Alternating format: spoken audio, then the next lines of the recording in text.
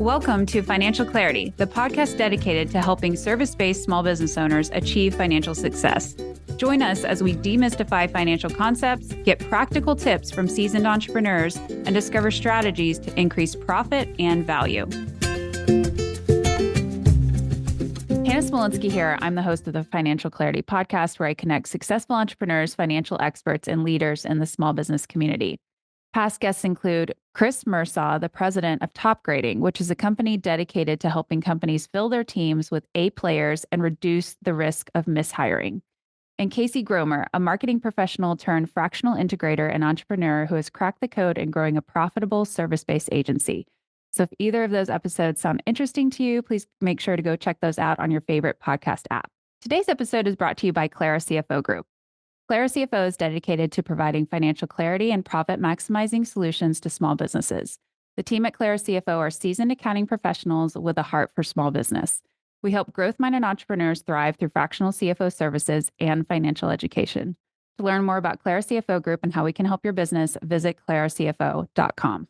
Okay, although I had heard about today's guest and had been told by many people in my network that I needed to meet her, today's guest was finally introduced to me by Lou Cizeski. And Lou is the CEO of Cool Perks, a promotional products company that focuses on products that have low to zero environmental impact. And to learn more about Cool Perks, you can go to coolperks.com. That's COOLPERX.com. And I also think it's just a great reminder that if you think two people should meet, to actually make the introduction, because, sometimes we just need that person to actually reach out and do that for us. And thank you, Lou, to actually doing that and introducing me to today's guest, Andrea. So Andrea Heuston is the founder and CEO of Artitudes and has been in the creative tech industry for over 30 years. In 2020, she started her own podcast, The Lead Like a Woman Show, focusing on empowering women leaders to inspire others through topical discussions and interviews with female leaders. She is passionate about helping to close the gender gap for women in business. Yay, love that. And she is the author, yes, definitely. She is the author of 3 best-selling books, with another due to be published in the spring of 2024. When she's not busy speaking, emceeing, podcasting, writing, and hosting and working on creative projects, all the things, you can find her walking on the beach with her family and her 2 Australian shepherds. Andrea, thank you so much for being on Financial Clarity. Thanks, Hannah. I'm excited to be here. Although somebody told me once to stop saying I'm excited. So I'm looking forward to the conversation. What's wrong with excited? I don't know. It was somebody, I am a speaker coach, and I coached her for her TEDx speech. And she said, it's just so trite. And I went, but I am excited. I can be excited. It's a very valid emotion to be excited. Absolutely. I agree.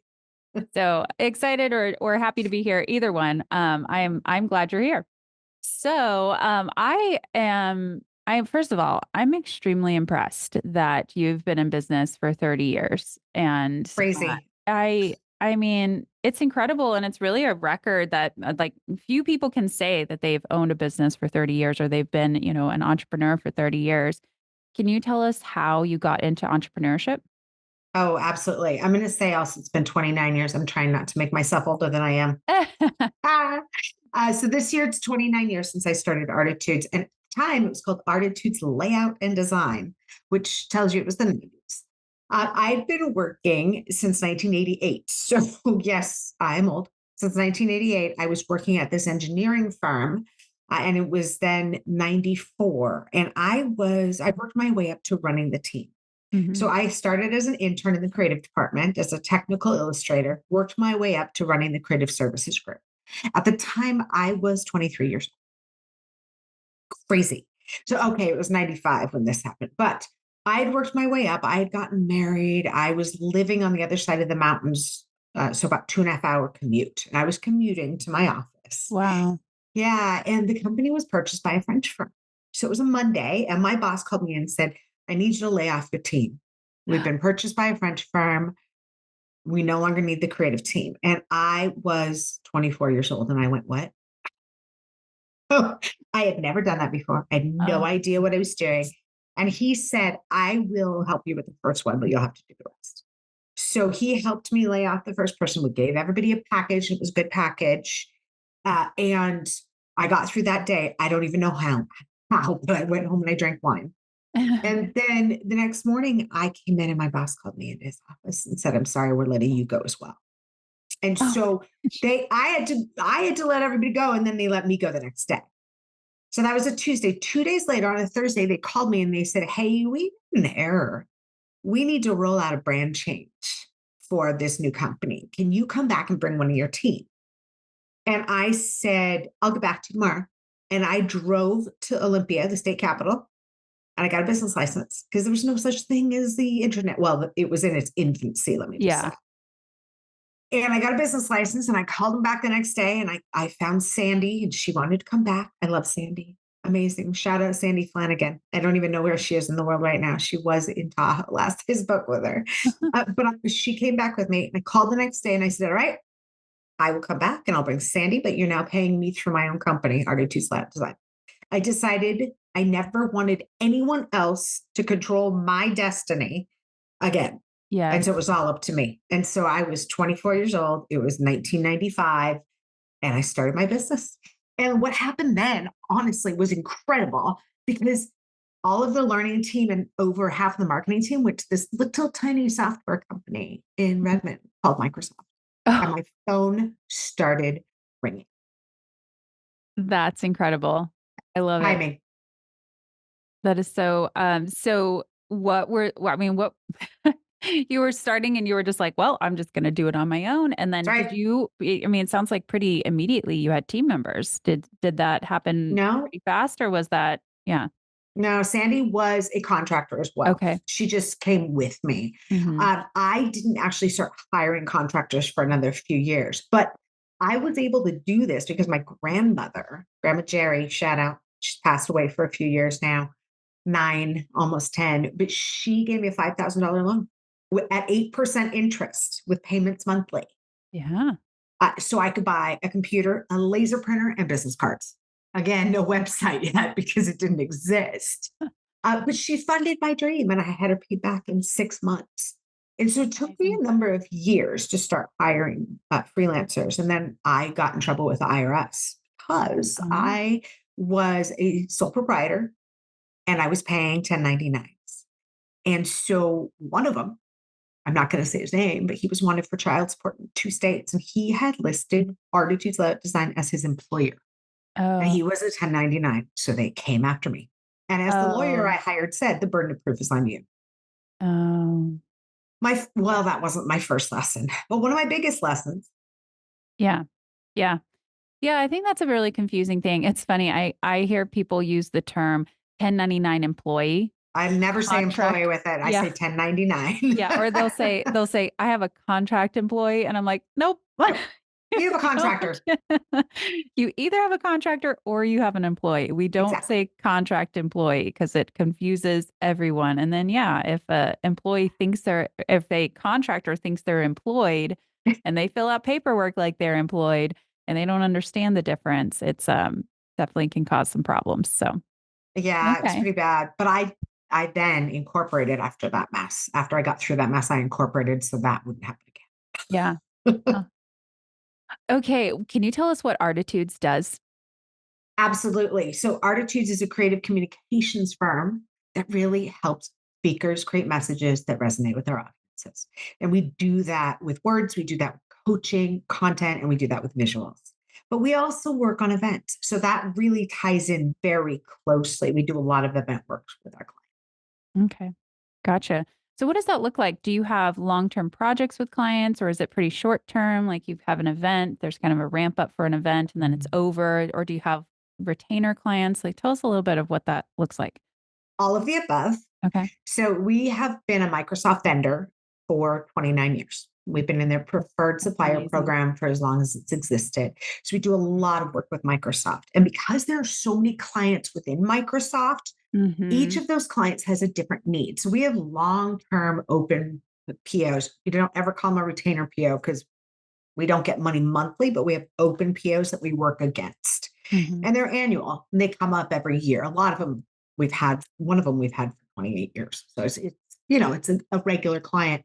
But then we work with Meta, say, and we do one big event for them. And that is a ramp up. And it takes about 9 months from the creative all the way to the event and the on-site support. And then we have small projects in between, like I do speaker coaching for Coca-Cola, and I'm coaching their executive team, but I'm also creating content for them that will last and Hmm. be kind of evergreen. So it just depends on the client. Hmm. I love that. How do you find clients right now? So right now, how do I find clients? I do a lot of networking through Women Business Enterprise National Council, or Mhm. WeBank. It is the certifying body for women-owned businesses in the US. And the corporates that support WeBank are always at the big events. And so I sit on the national forum, so I have access to all those corporates. That's how I got Coca-Cola. Mhm. And I'm working on some other ones as well. But that's a really big way for us to find clients, is to do those events. And that has been the best investment I've ever made in my company, Mm. was WeBank. But we also have clients who come to us. I mean, we have market share and we have a reputation for doing really, really good work and doing it to meet deadlines and to meet budgets. And so those clients pass our name around. And when a client leaves one company and they show up at another company, we get a call. So Yeah. we had a client who went from Microsoft to AWS, and all of a sudden we started working for AWS. Yeah. Yeah. That's amazing. So yeah, I mean, especially getting into those enterprise level clients, that can be like it can definitely feel like difficult to get into those Yeah. networks. But you are also quite a master networker. I'm I a know connector, Hannah, a you are a connector. connector. Okay. It does seem like everybody knows you. So, or at least everybody in my network knows you. And that's why, I mean, I probably had like 5 people tell me, like, hey, do you know Andrea? Oh, how funny. I love that. Yeah. Yay. So, Thanks, friends. yeah, that's great. I love it. Um, now, does that just come naturally? Is it something that you love, like part of the Yes. business? Hmm. It's not just business though for me. I get a lot of joy from connecting other women. Hmm. And so, yes, I have male clients. I'm not saying anything against men, but my secondary brand is the Lead Like a Woman brand, where I started a podcast in 2020, but I also have the 3 best-selling books and another one coming out. And now I'm doing things like retreats and online courses, things like that. And so I like finding these women, talking to them, speaking to them, and then saying, hey, you should meet this. I have a woman who's been on my podcast twice. She's local. It's Michael Ann Volterra. She's amazing. She and I are meeting for coffee in a couple weeks finally. We just said, why are we not meeting in person? And so Yeah. it's making the time to meet people where they are and really find out what they need. Hmm. I love that. Okay, well, then I have the question, how do you make the time? Because you are doing a lot of things, you in your intro, there's the speaking, emceeing, there's I mean, you're also volunteering and being on these boards for these organizations and things like that. How do you have the time and also run a business? I love doing these things. So I make time for what I love, frankly. Mhm. And it's not always easy, but my kids are grown now. And so my time changed a couple of years ago when they became adults. They're now almost 23 and 19. Mm. And it makes it easier because I'm not responsible for getting them places or making them food or anything like that. I parent still because they're young enough adults. They still need parenting, but I don't actually have to do all the things like I used to. Yeah. And so when that happened, I was able to switch my mindset to doing things that I love.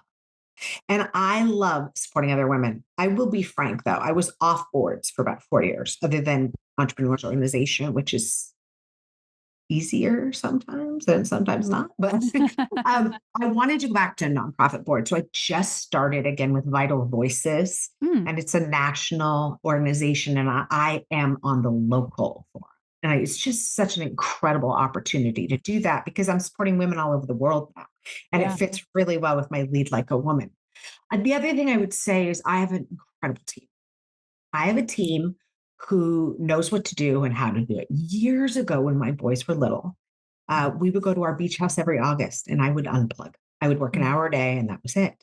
And I was able to create that when they were little. So, Mhm. and when I mean they were little, they were like 4 and 7 when I started this. And I wanted that time with my boys in the summer. And so I was able to get my team to understand that you have the power to do this. You can do this. And part of that came from as well, I was in a coma in 2008. Oh my gosh. And I spent 17 days in a coma and then in the ICU. And it took me a while to get home again. But I was out of my business for almost a year in total. Wow. Not completely, but Right. it took a while Running to the ramp back day-to-day up. was not a I, possibility.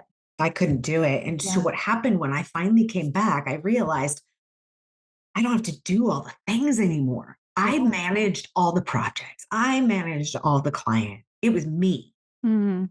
And I knew 85% of every single project before my coma. When I came back, I realized I can do strategy and culture and really work on those big relationships. And everyone else I can trust to do their jobs and they do it well. And if they don't, we replace them. Yeah. Not that I have anyone I need to replace with the strongest team we've ever had. But yeah, Yeah. it's made it easier to realize it doesn't all have to be me. That's huge. How do you think, I mean, I have questions about the coma and everything, but I think you talk about that in some of your podcast and different things. But how do you, I think one thing that comes up often with our CFO clients is having their team be accountable to what they're supposed to do. How do you enforce some kind of accountability, or how do you manage accountability in your team so that you don't feel like you need to micromanage anyway and you just know like they've got it? What does that look like? So we are an EOS company, Okay. entrepreneurial operating system. And we do the accountability chart and we speak with everybody about what they're doing, what they want to be doing, what we need them to be doing, because we want all that to gel. And I have a fantastic fractional VP of operations. His name is John Litton, and he was a former client for years and years and years before he retired. And we got this kind of connection. And I asked him if he'd be willing to do this. And he talks to everybody every week to see how Mm. they are, to see what they're doing, to see what they need. And that paired with our Monday meeting with our team, as well as our Thursday level 10 meeting, which is our leadership team meeting, Yeah. we work through any issues that are there and we make sure that everyone's accountable for what they need to be accountable to keep the business moving forward. Hmm. And it works really well. Hmm. That's fantastic. I'm excited to hear that. We're starting the process of implementing EOS over here at Clara. And I'm starting to see the glimmers of like what that could look like really when Yeah. you have really clear roles and responsibilities, and then you have clear, line of, who's in charge of making sure that this person is being held accountable. They use the term LMA, lead, Lead, manage, manage, hold accountable. yes, Hmm. accountable for it. It's great. Hmm. Yeah, I love that. Um, okay. Well, I'm curious about, 29 years in entrepreneurship. Have you reached points during your career of being, getting to that place of burnout or just wanting to throw in the towel in your business? And how, what Oh, did you yes. do? I mean, I would imagine that you probably maybe have reached that multiple times, but how have you pressed on? And what have been some of the things that have kept you going? So it really depends on what was happening in the world. So we lived first through 9/11 Hmm. in 2001, and that was brutal. Everything stopped, not only air traffic, but all work stopped because nobody Yeah. knew what the economy would be like. We made it through that. And then there was the financial crisis of 07, 08, Mm. where I had to lay off half my team because the work just disappeared. And then COVID hit. I mean, we've had so many, but I've also had personal things too. I'm just doing the ones in the world right now. Yeah. And then COVID hit, and we were able to maintain our team through some of the government programs. But then at the end of 2022, the tech layoffs started again. And Yeah. with those tech layoffs, we lost over $500,000 of open POs we were working Yeah. against. And Mhm. I almost threw in the towel. I was last year, I'll be honest, was the hardest year my business has ever had, Mhm. ever. Mhm. And it was really difficult to get through it some days. And some days I chose to hide under a rock and didn't want to deal with it.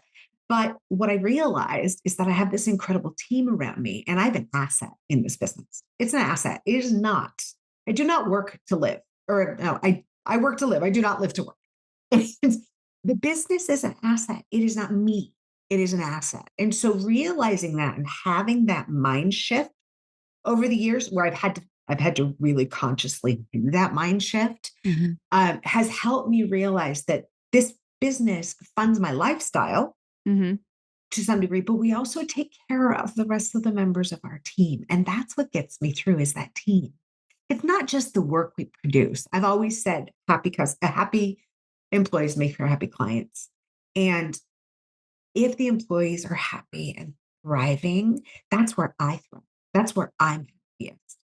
And that's where our clients are then in turn giving us more work and really engaged. And so it's just always getting back to that place. I've had 5 offers on my 5. 2 of them I pursued. Mm. The others were like, no, I wouldn't want to work with you. Sorry. But Yeah. 2 of them I pursued. Yeah. One of them died because of COVID. Hmm. And the other one died as well because of Hmm. COVID. In fact, we had a buy-sell agreement and Mm. we were moving everything together and signing on March 30th, 2020. Oh my gosh. Yeah, and I would have become a partner in this larger company, Right. and I was really excited. I Yeah. got my number, I got everything I wanted, and then they lost a ton of money. I almost swore, so I got a ton of money off their top line in that first week of COVID, and they Yeah. just couldn't go through with it. Yeah. And so that one almost broke me in a way. I was Mhm. so excited and I wanted it so badly. And now I'm trying to get back to that place again where I'm ready, you know, but we're not yet. Yeah. So I keep doing the things I love doing and I keep finger on the business and we're just working our way back up. Yeah. Yeah. I mean, that's a really big setback. So like you kind of glossed over it like it's all good now, but I mean, that's a huge disappointment. Working up to the sale of a business is something that people like have in their sights as their big picture goal, their 10-year targets or whatever it Yeah, is, and to have that kind of pulled from you at the last second, that must have been really tough. So, it was. But one piece of advice to your listeners as well yeah. is don't say I'm going to sell my business in 6 months because you're not. You Yeah. work up to it. You need to have the numbers right. You need to know what's going on, but you also emotionally and mentally have to be ready for it. And so Yeah. I was so ready for it. And then it was like a rug that was ripped out from underneath me. And that's okay. Life Yeah. happens Yeah. and we can't control it, but I can control my reaction. So now I'm just working forward again. Yeah. I love it. I love the resilience in that message. I so thinking about your business now and knowing that maybe that might be a potential down the road, what are some things that you're operating differently and maybe you were not operating differently from, when you were preparing for sale before? Is there anything that you're like very, very clear, like, I want this business to remain an asset? Yeah. What do you do differently versus like Mm. just thinking about it as like, hey, this is kind of my job?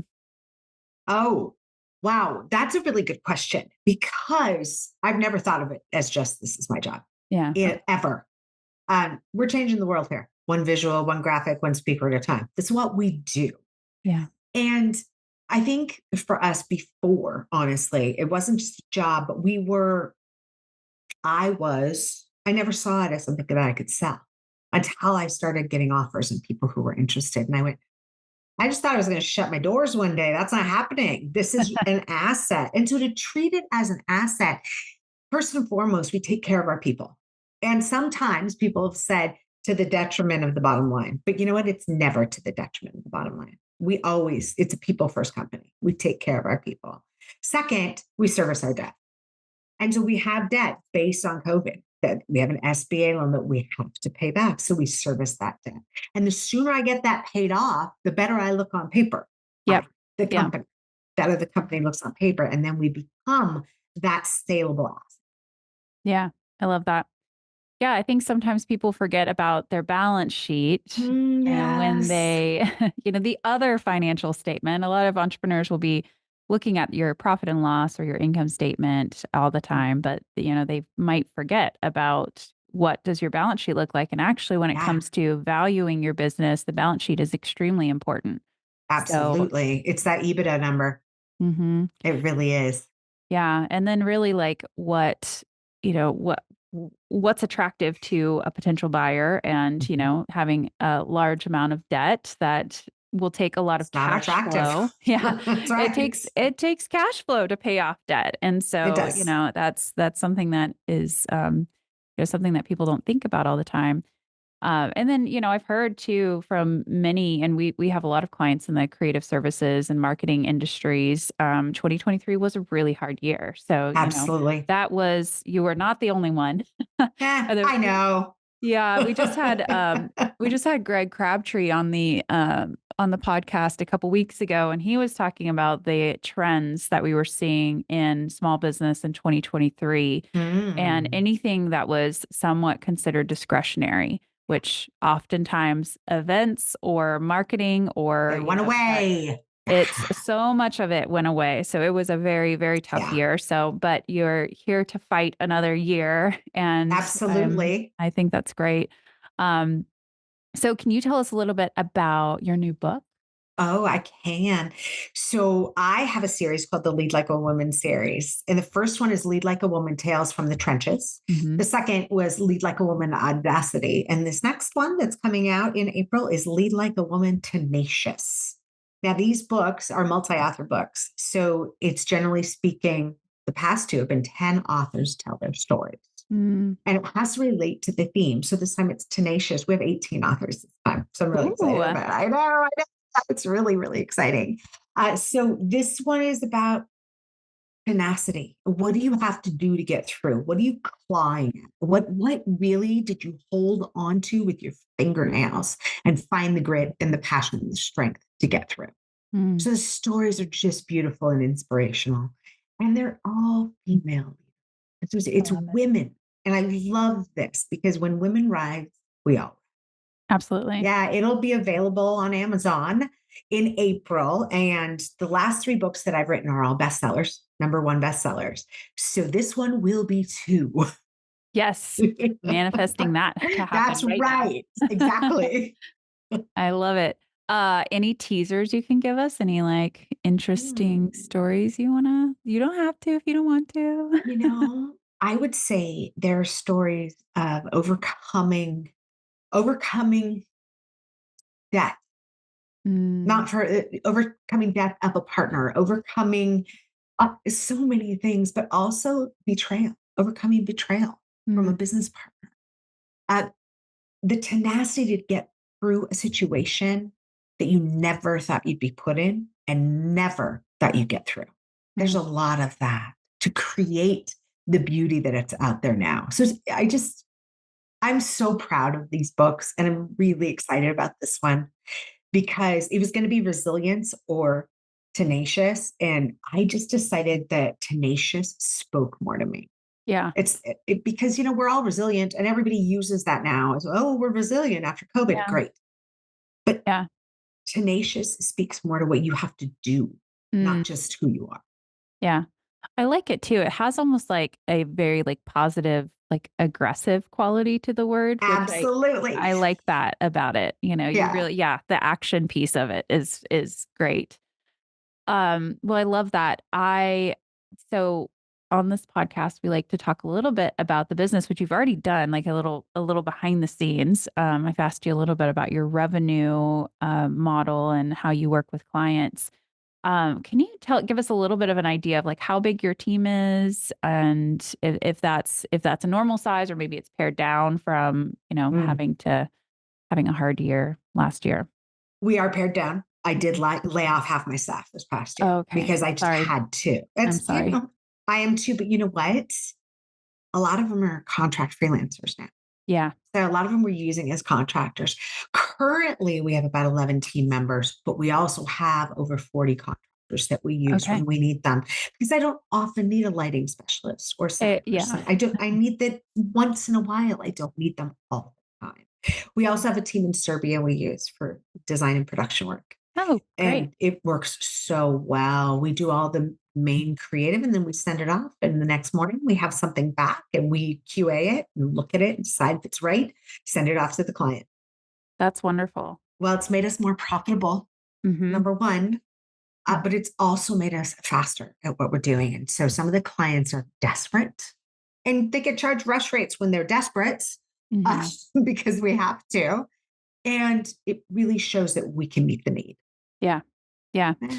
Yeah. I think there's a lot of opportunities to be creative with the type of labor that we use these days. I mean, we have Yes. lots of options. So, and then I know a lot of times people have struggled with offshore teams for quality Yes. reasons. So, Yep. are there any tips that you have on that of how to find a good person or what you need to do when you're managing overseas teams? Two, finding a good person is about a connection. I Mm. have never gone and sourced a group on my own. This connection came to me from another female agency owner Mhm. who uses this same team in Serbia. And they're changing their revenue model though, and the way they are billing. And so we're probably not going to be a client anymore because I'm not paying a retainer. I just, if I don't know how many hours I'm going to use you, I don't want to pay for it. Yeah. So I may be starting to source that again. But then for success, to be so clear, and what we learned early on is not just to send them a project and say, hey, I need you to do this. Rather, we have a process that we created. Here's what this looks like. Here's the creative. Here's a sample we've done. Now go do it. So Mm. we did a series of videos last year for a client. There were about 17 of them. We did all the creative and sent them the assets, and we did a sample. And then they were just able to produce them overnight. It was great. But you Um, have to be so clear. And yeah. sometimes I'm the person who says, can you just go do this? And then I don't get what I need. So I have to spend the time up front to be clear. Mhm. Yeah, I think people skip over that a lot. They They just do. or they're looking for somebody to bring that creative idea, and maybe that doesn't work quite as well as maybe, Yeah, like, having your own vision and then communicating really clearly to another team. absolutely. Yeah, that's helpful. What have been some of the biggest financial challenges as you've been growing the business and owning it over the years? Cash flow, cash flow, cash flow. Cash flow. That would be my biggest financial challenge. So, cash flow is king. Cash is king. And so, I review my cash flow report every single week. And sometimes more than that if I'm trying to figure something out. And so, we have clients that pay net 10, but they take 2% off. We have clients that pay net 30. We have clients that pay net 60. Mm. And at one point, we fired a very large coffee company in the Seattle area because they went to net 180. And I went, you cannot have my payrolls. They held two payrolls hostage for 6 months. And so we said, we're not working with you anymore. They came back to us and said, okay, how can we work with you? And originally said, you can't unless you pay 100% upfront, which they said they couldn't do. And then I had a new team member bring a new client in, and it was them. And I wasn't micromanaging, and it was a project under a threshold that I review. And they charged them 50% upfront. Well, they never paid the 50%. And we did the work, and then they charged the other 50%. And they swore you'll get it in net 15, of course. Well, it took net 60. So we just start working with clients that don't fit within our cultural core values. Mhm. And I mean, really, my ideal client profile is a client that values what we do and pays us on time. Yeah. Mhm. Yeah. I mean, that's huge because I mean, you could be working with the biggest names and have all the logos on your website or whatever, but if they're not paying you, you don't have a viable business. You don't. And I've learned something over Mhm. this last year of doing a lot of work. If you are feeling lack, you're mirroring lack. And that's what you're attracting. So Interesting. if you're in lack mode of money, you're bringing people in who can see that and feel that, or clients in, and then they don't pay on time or they walk away or something happens that they've lost the invoice. And there's so much that happens there. And I think the energy we put out to the world is what we get back. Mm. What does putting out maybe an abundant energy look like to you? That's funny. So one of my favorite quotes that I received from my very first business coach over 20 years ago, 25 years ago, was from everything from a position of abundance, and you will always have enough. So putting out with that abundance mindset of having enough no matter what, and let me be clear, there are people who don't have enough in this world. I understand that. Mhm. But when it comes for me in terms of my business, we are busy, we are creative, we're doing so many things for the world and for our team and for our clients. We have enough. Mhm. Now, we'd love more. I'm not saying we wouldn't, but we have enough. So it's that abundance mindset, and it's really making sure that it's out there. And it's making sure it's not just me, it's the rest of the team as well. Mhm. Yeah, and I think part when you have an abundant mindset, what I have started to think for my own business is, um, I don't feel like I need to grasp at every opportunity that comes, and Yes. you get more of a, okay, well, does this really fit with what we're doing here? Is this the type of client we really want to work with? I have full confidence that if one's not, I can pass it along to somebody else who Yeah. maybe is a better fit, and then a better fit will come our way, or we can attract the right client to come in, and that helps in so many ways, but it also, like, really helps with the team that we're Yeah. working with people that we're really happy to be working with. And it feels better too to not just feel like, "Ah, just doing it for the money," you know, Exactly. and having that attitude. Yeah. So nobody likes to work with someone where you just feel like you're a paycheck anyway. So, Well, we're not Scrooge. I don't you know, that's not the way to run a business or a way to connect. mhm, I agree with you. yeah. Yeah, maybe that's our little different leadership than maybe some other people might agree with, but that's totally fine with me. Do you know what, Hannah? Women lead differently. Yeah. That's okay. I recently wrote an article for Inc. magazine. I got published. It's the 5 reasons women make outstanding leaders. And one of Mm, them is empathy. mhm. Yeah. We That's lead with empathy. that's one of the things we look for with our CFOs is, like, You having, have to. empathetic qualities for Yeah. sure. Um, I know that you are working on a project or kind of a new thing with Yes.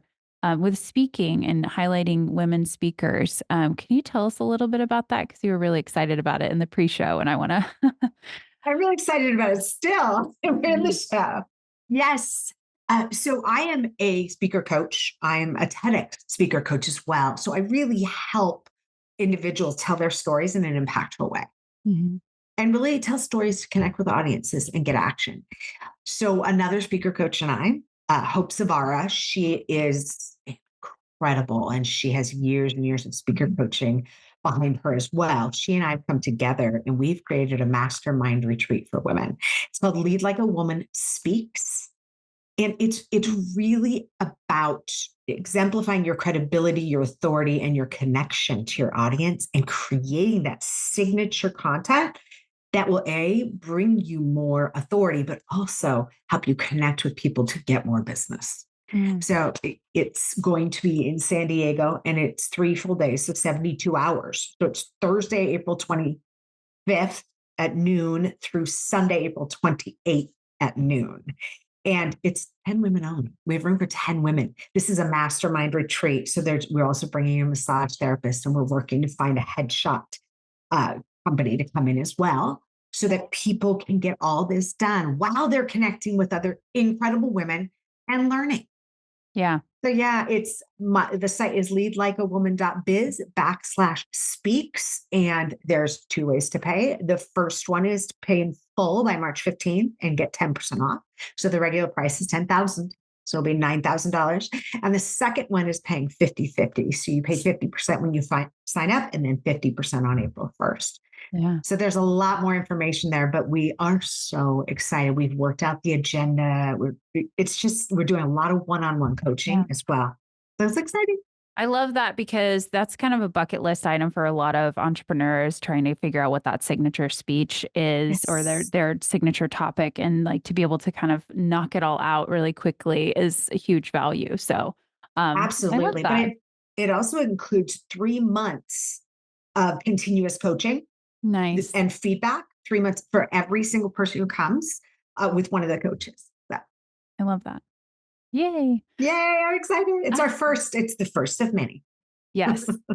Okay. Well, I'm glad we were able to talk about that a little bit because I know that there are a lot of women trying to figure out what that looks like and how to make it Mhm. happen. And your speaker experience is super valuable.